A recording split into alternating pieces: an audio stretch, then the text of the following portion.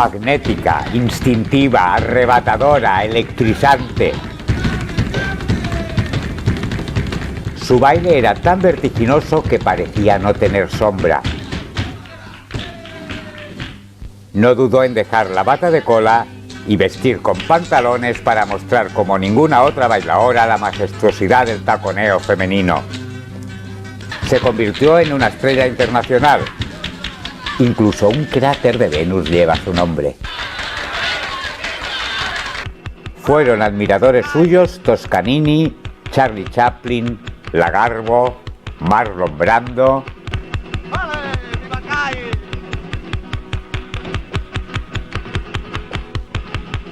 y Orson Welles, para quien Carmen era la mejor bailarina del mundo. Os descubrimos a un monstruo de la danza, Carmen Amaya. Esta es su historia. El 2 de noviembre de 1918 la costa de Barcelona era azotada por una gran tormenta.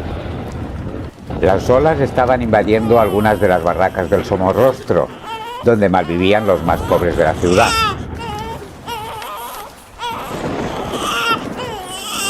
Esta noche nació una niña en la barraca de sus abuelos, porque las olas se habían llevado el barracón de sus padres. Os los presento. Él es José Amaya, el chino. Un gitano esquilador de borregos de Mallorca que había venido a Barcelona para buscarse la vida por las tabernas tocando su guitarra. Ella es Micaela Amaya Moreno, una gitana de raza, bailaora de zambras y farrucas entre pucheros. Carmen será la segunda de 7 hermanos, de los que sobrevivieron 6. Paco, Carmen, Antonia, Leonor, Antonio y María.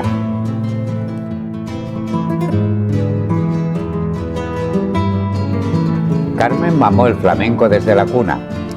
Ella misma dijo que el mar la enseñó a bailar. Aprendió a bailar con su padre, su tía Juana Amaya, la faraona, y las flamencas más populares del flamenco como la Malena y la Macarrona. Aunque Carmen siempre fue muy heterodoxa, dejándose llevar por la pasión y el sentimiento. Solo llegó a ir a la escuela 2 semanas.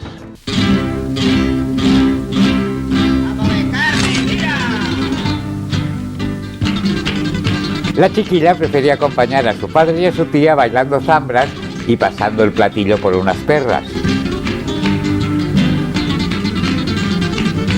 Solían actuar por el barrio chino y en tabernas como La Taurina, el Bar del Manquet o Casa Escaño. Salones como El Nuevo, el Cangrejo Flamenco, el Eden Concert. Tablaos como el Villarrosa o restaurantes como el Siete Puertas.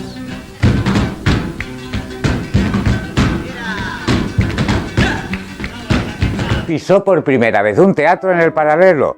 Josep Sampere, propietario del Teatro Español, la contrató para el espectáculo La Campana de Gràcia o El fill de la Marieta, una secuela de Baixant de la Font del Gat. Por esos días también bailó en el Teatro Circo barcelonés. Le salieron bolos en Madrid para bailar junto a figuras como Conchita Piquer, Raquel Meller o Miguel de Molina y Carlos Montoya.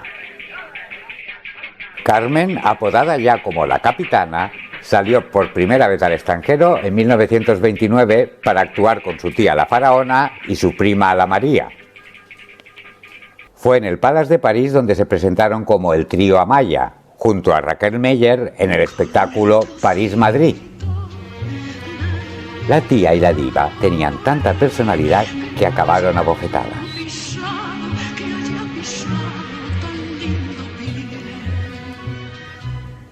En 1929 tuvo la oportunidad de hacer un pequeño papel en la película de Benito Perojo, La Bodega.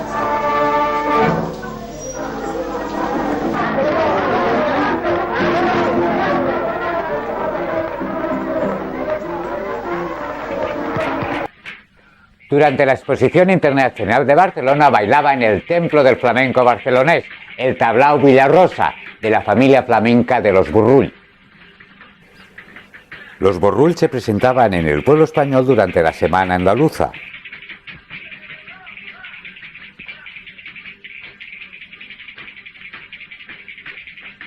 Carmen, dirigiéndose al rey, le dijo: «Va por usted, señor rey». Del espectáculo nos quedan unas imágenes como recuerdo. Llegan los monarcas en un coche de caballos descubierto. Ya está inaugurado el certamen. Atraviesa la puerta de Ávila. Se detiene complacido en la parcela andaluza.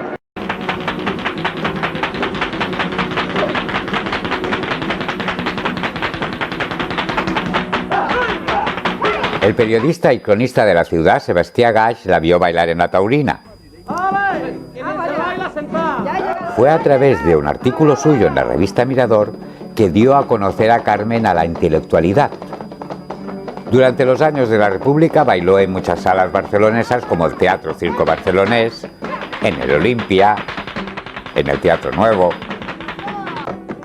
En 1933, Carmen obtuvo otro pequeño papel bailando junto a los Borrull, en la película Dos mujeres y un Don Juan, rodada en Barcelona, Sitges y Sevilla.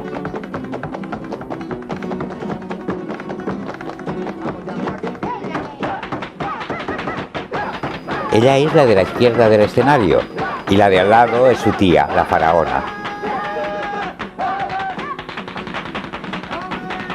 En Barcelona se estrenó el 30 de abril de 1934 en el Salón Cataluña. Vicente Carceller, un empresario de espectáculos valenciano, la contrató para una gira por Barcelona, San Sebastián, Sevilla y Madrid, donde fue presentada en el Coliseum por Luisita Esteso, donde se consagró definitivamente. Debutó en el cine ya con un papel más relevante en La hija de Juan Simón.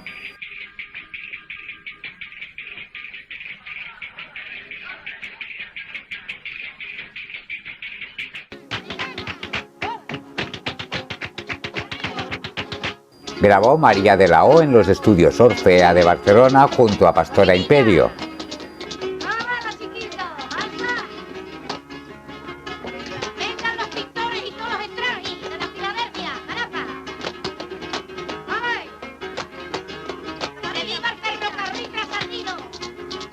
Y Don Viudo de Rodríguez de Miguel Miura, estrenada el 2 de marzo del 36 en el Cine Actualidades de Madrid.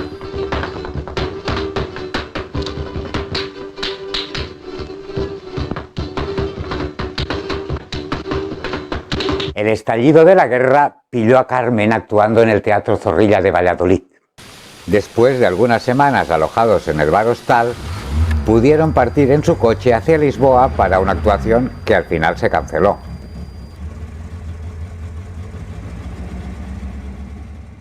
En Lisboa embarcaron hacia Argentina para cumplir su próximo contrato de 4 semanas en el Teatro Maravillas.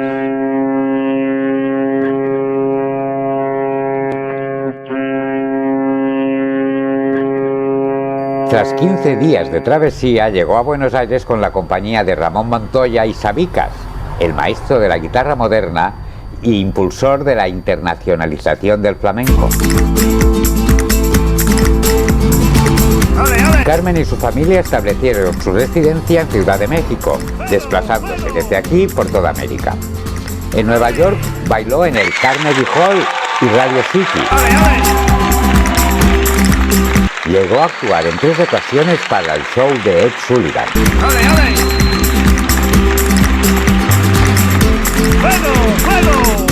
Franklin Delano Roosevelt le envió un avión privado para verla actuar en Washington. Carmen no aceptó cobrar por su actuación, pero sí aceptó un regalo del presidente, una chaqueta bolera con incrustaciones de oro y brillantes. La fama y el dinero nunca tuvieron importancia para ella. Solamente contaba su familia, su trabajo y su compañía. Viajó a Hollywood para rodar 5 películas: Original Gypsy Dances,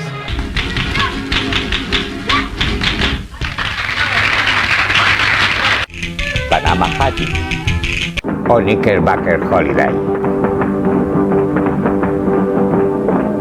En la Hollywood Bowl bailó su versión del Amor Brujo de Falla. Con ella viajaba toda la familia, Antonio Triana y su inseparable Sabicas, con el que mantenía una relación amorosa. Carmen era una mujer sencilla, muy humilde, callada cuando no tenía confianza y muy religiosa. Tenía dentro de su alma como una pena y se sentía triste en muchos momentos. Siempre tenía la mandíbula muy tensa y sus ojos negros te taladraban cuando te miraban.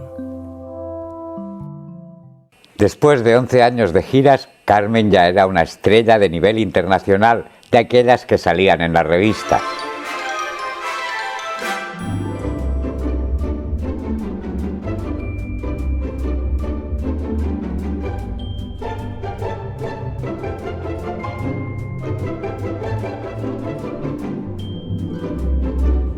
Volvió a Barcelona, desde ahora su cuartel general en Europa.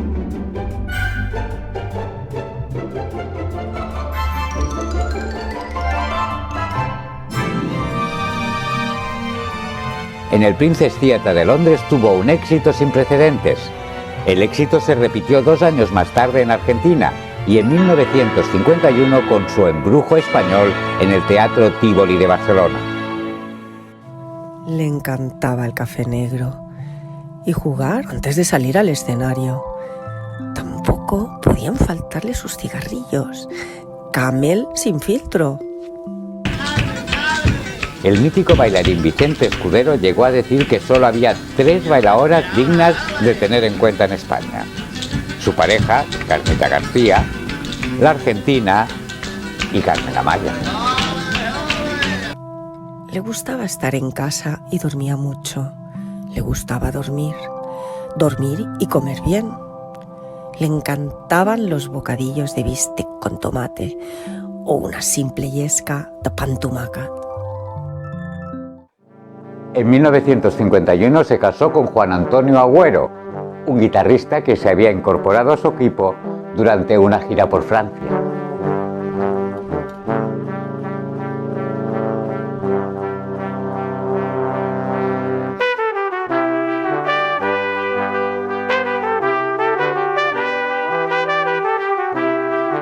Tenía la manía de usar rímel de ojos estrellita, escupiendo en la cajita, frotando cepillito y aplicándoselo en las pestañas.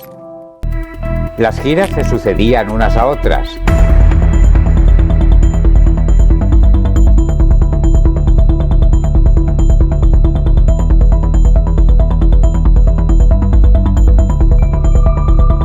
En 1959 salió fotografiada junto a la reina de Inglaterra tras su éxito en el Westminster Theatre de Londres. Voló hacia Barcelona solo para inaugurar una fuente que llevaría su nombre en el paseo marítimo.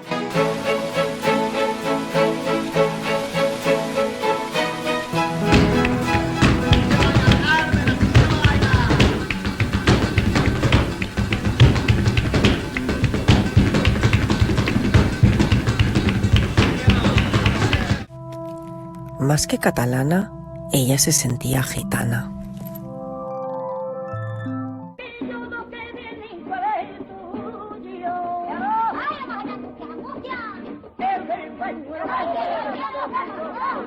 Rovira Veleta contó con ella para su película Los Tarantos, rodada en el Somorrostro y en el barrio chabolista de Can Valero.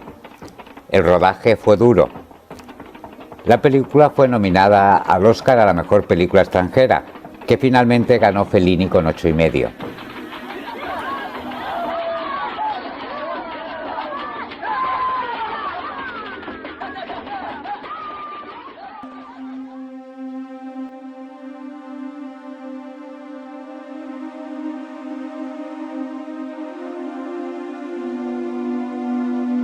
Carmen estaba acudiendo a la clínica Puigverd para tratarse de una insuficiencia renal crónica que arrastraba desde niña.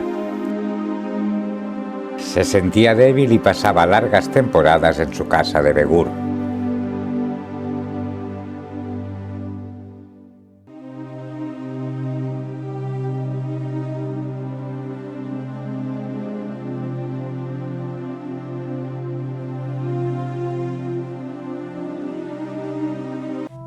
Tener hijos, al menos uno, hubiera sido para ella lo más grande del mundo. Su vida se reducía al trabajo, ensayos, familia.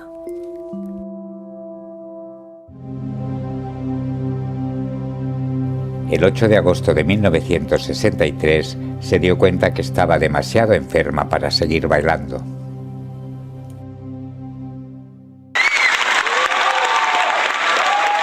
Lo volvió a hacer públicamente en el Palau de la Música de Barcelona.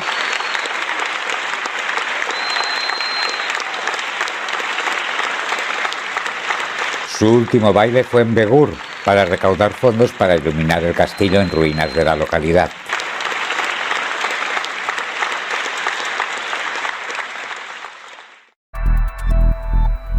Unos días antes del asesinato de John Fitzgerald Kennedy, el día 19 de noviembre de 1963, murió a los 45 años de edad en el Marsden Peak, en su casa de Cala Satuna, en Begur. Al entierro quisieron acudir gitanos españoles y extranjeros.